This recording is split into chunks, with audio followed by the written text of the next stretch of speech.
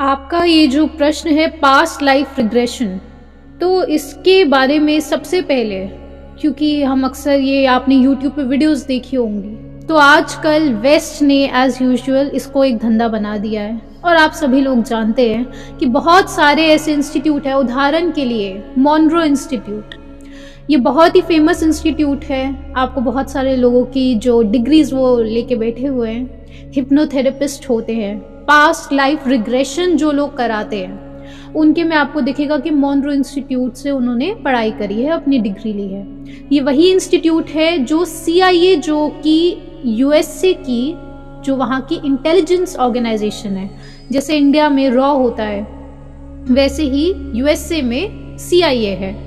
तो जो CIA है, उन्होंने जो मेजर प्रोजेक्ट्स परफॉर्म करे हैं, उदाहरण के लिए जो प्रोजेक्ट स्टारगेट है, जिसमें उन्होंने बहुत सारे ऐसे लोगों के साथ काम करा था जो सेंस मेकिंग यानी कि जो साइकोकाइनेसिस करने की एबिलिटीज रखते हैं, जो लोग टेलीपैथिक एबिलिटीज रखते हैं, वो जो एबिलिटीज हैं उन लोगों के साथ CIA ने काम करा था। किस प्रोजेक्ट में काम करा था? Project Stargate. बहुत सारे, इसके इतने सारे नाम बदले गए इस प्रोजेक्ट के। प्रोजेक्ट गोंडोला विश रखा गया, अलग अलग नाम रखे गए।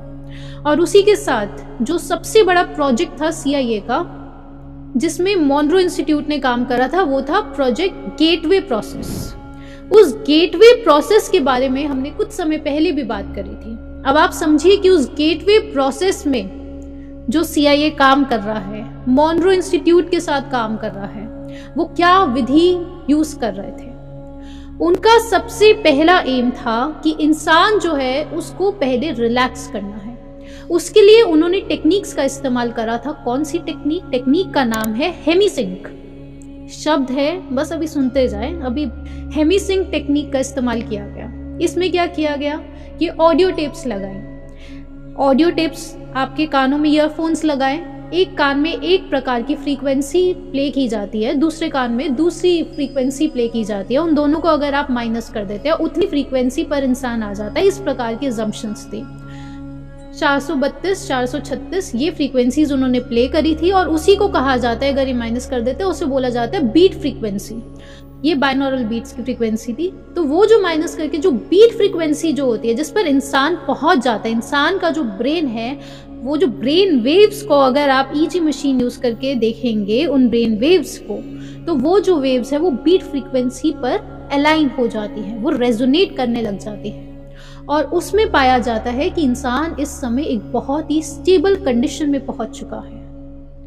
जैसे ही इंसान एक ऐसी स्थिति पर पहुंच रहा है, कैसी स्थिति कि एक नदी है, लेकिन उस नदी में कोई लहरें नहीं है।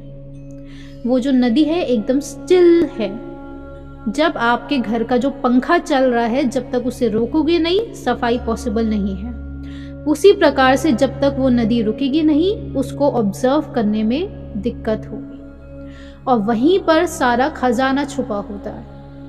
तो उसमें पाया गया कि जैसे ही इंसान ऐसी स्टेट पर पहुंच रहा है, बीट फ्रीक्वेंसीज करें गेटवे प्रोसेस में, जैसे इंसान इस स्थिति पर पहुंचता है, तो वो कुछ इस प्रकार की साइकोकाइनेसिस वाली abilities, telepathic abilities, past life regression में जाने की जो एबिलिटीज है, वो उसे डेवलप कर पा रहा है।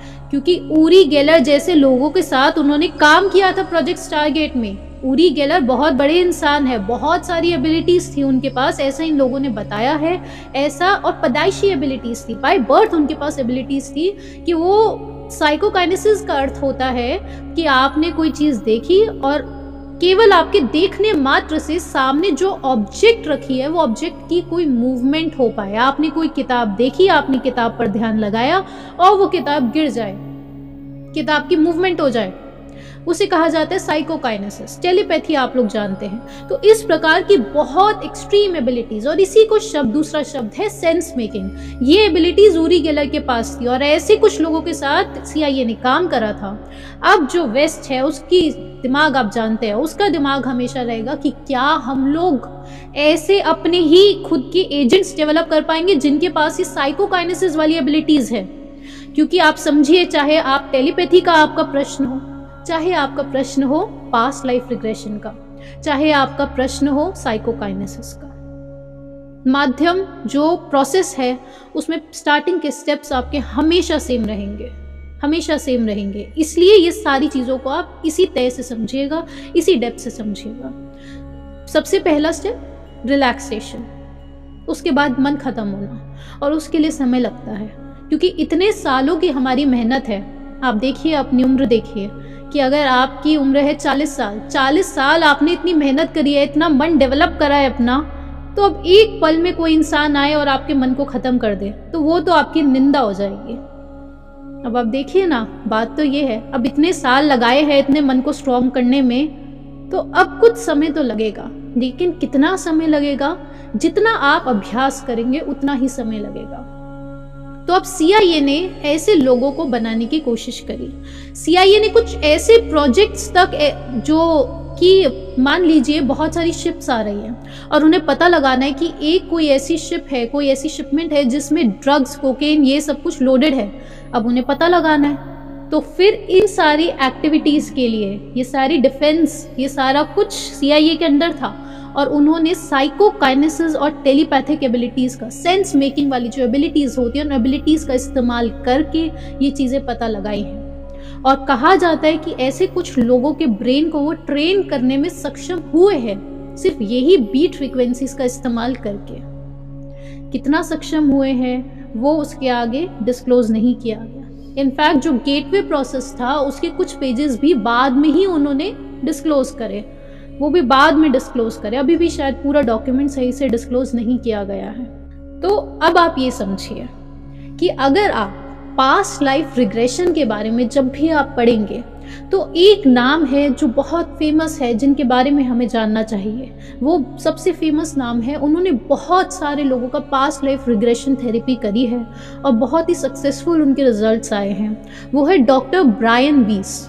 उनकी बहुत सारी किताबें भी अवेलेबल हैं। आप उनकी किताब का जो पहला चैप्टर जो है, डॉक्टर ब्रायन वीस की किताब का पहला चैप्टर पढ़ेंगे तो आपको बहुत ज़्यादा शॉक में आ जाएंगे। आपको बहुत लगेगा अरे ये कैसे, क्योंकि उनका जो पहला चैप्टर है, जो डॉक्टर ब्रायन वीस की ये जो पूरी जर्नी है, वो शुरू ही उससे हुई, उस इंसिडेंट से हुई जिसमें खुद वो इतना शॉक में आ गए। इसलिए वो पहला चैप्टर उन्होंने बनाया अपनी किताब का। उसमें वो कहते हैं कि उनकी एक पेशेंट थी, तो वो अपनी पेशेंट को मतलब हिप्नोथेरेपी जो सेशन होता है वो दे रहे थे, और उनकी पेशेंट कैथरीन करके उनका नाम था, और उनकी पेशेंट ने जो डॉक्टर ब्रायन वीस है उनकी लाइफ के ऐसे फैक्ट्स बोल दिए थे।